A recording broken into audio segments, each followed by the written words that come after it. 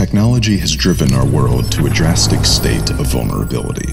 With the proliferation of government and corporate surveillance, personal information is targeted and tracked with unimaginable reach. But in this age of rapidly eroding privacy, there are some who have dedicated themselves to the effacement of the digital self.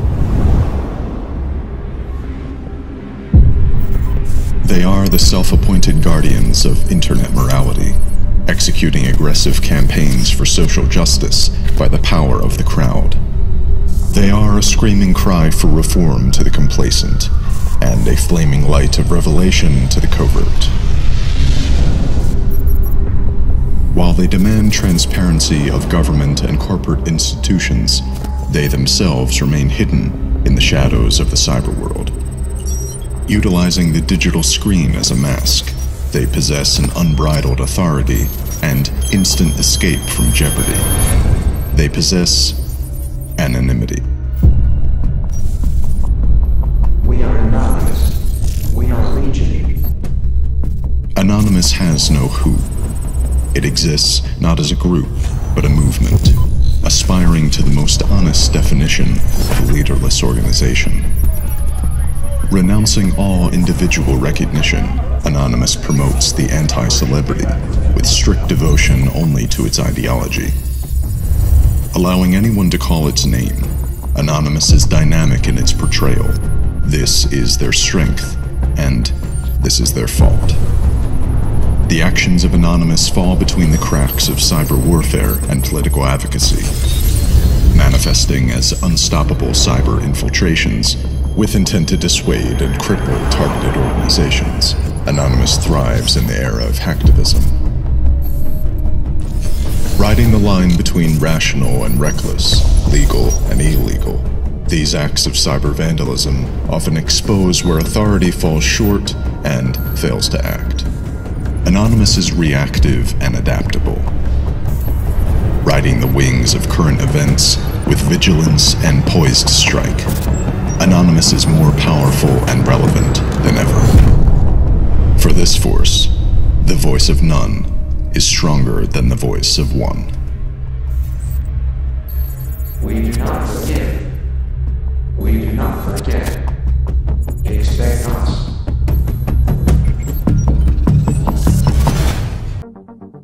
Wake up, America.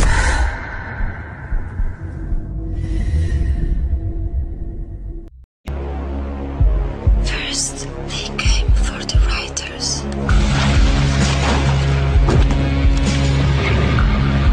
But I didn't speak up because I was not a writer. Then they came for the students. But I didn't speak up because I was not a student. They came for musicians. But I didn't speak up because I was not a musician. And then they came for the Greens, the Muslims, the trade unionists, Christians, and the Jews, the travelers, the homosexuals, the journalists, the artists, the taggers, the doctors, the philosophers, the economists, the anarchists and the politicians, the nerds, the Europeans, the Americans, the communists, the hackers, illegals, the homeless. And I didn't speak up because I wasn't any of them. Any of them. And then they came for me. To all citizens of the world, we are anonymous. We will never forget. We will never forgive. On November 1, 2016, Hillary and Bill Clinton and their entourage of assistants effected a civilian coup. In contrast to the usual concept of a coup where the military is involved and takes over the White House and communication centers, very much like the scenarios you see in a movie, this coup was done silently and very effectively through two methods: corruption and co-optation. The Clintons have been involved in co-opting our White House, our judiciary, our CIA, our Federal Bureau of Investigation, our Attorney General, Loretta Lynch, and our Director of the FBI, James Comey, for some time now. What they've done is to make sure that they were part and parcel of a group of people who were interrelated through political cronyism. However, in order to stop this coup, we in the intelligence community and others involved have informally gotten together, and with their permission, I am beginning to announce that we've initiated a counter coup through Julian Assange and WikiLeaks. What has happened in effect when Comey had to open up the case of Hillary Clinton and discuss the emails that were involved with the Anthony Weiner case, it was not the case itself that was as important as the fact that this was the entree for many of us in the counter coup to say to the administration, we have your number. Not only do we have your number, we're going to stop you from making Hillary the President of the United States. And at the same time, we will convict and indict the President of the United States, Loretta Lynch, and many others who were involved in the cover-up of the massive corruption that occurred under the Clinton Foundation. Now, in both cases, their coup was silent, and our counter-coup was silent, and it was all transgressed or occurred on the internet. And this is probably the first time in the history of any country where a coup was initiated through the internet and a counter-coup was initiated through the internet. I am just a small part of something far bigger than myself. It was the brave men and women who were in the FBI, the CIA, the Director of Intelligence, the military intelligence, and men and women in 15 other intelligence organizations who were sick and tired of seeing this corruption in the White House, in the Justice Department, and in the intelligence system.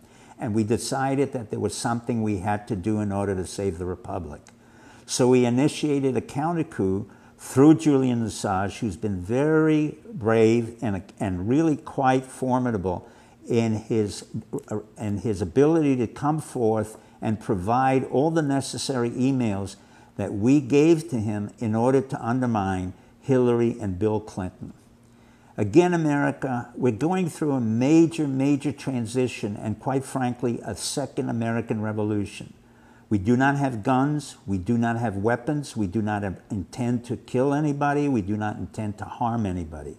But we, the American public, and those of us who serve as veterans and in the intelligence service like myself, will stop the Clintons from assuming power that they don't deserve. At the same time, we will make certain that Obama leaves without any trail of a pardon or any other act of treason. In effect, we want a peaceful transition in this great American Republic. I bring you this news, and I want you to understand what has happened. A moment of history is occurring right now in front of us, and I'm proud to explain it to you.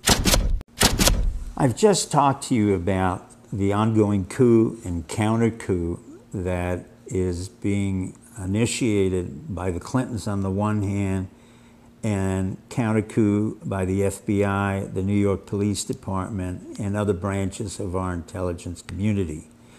The important part to remember is also that not all the information has come out with regards to Weiner and his sexting to a 15-year-old North Carolina teenager.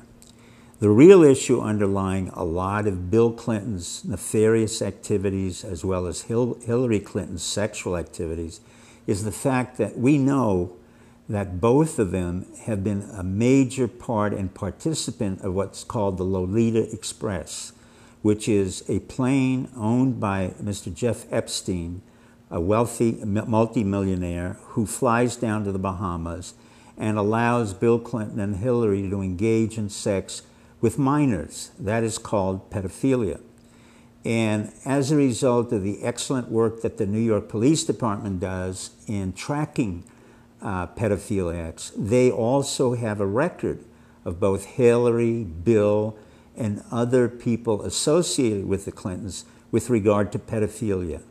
So not only will she be charged with obstruction of justice, with lying to a prosecutor in the FBI, she will also be charged with pedophilia, sex with minors, and other assorted issues. Bill might be brought up again on certain charges because those charges still relate to American crime and prosecutorial issues. But I do want to inform you that we are well aware in the intelligence community of their activities that hasn't stopped. And we're not talking about one trip to the Bahamas. We're talking about a multiple of 20 or 30 trips that Bill and Hillary did take separately and together on the Lolita Express to engage in sexual activities with minors. I hope you continue to listen to what we have to say. This is Dr. Steve Pachenik, and I will keep on informing you as to what is happening in this second American Revolution that we are witnessing in 2016. Thank you, Mr. and Mrs. America. To Hillary Clinton and the Clinton crime family, it is done. Check. Mate. Here ended the lesson.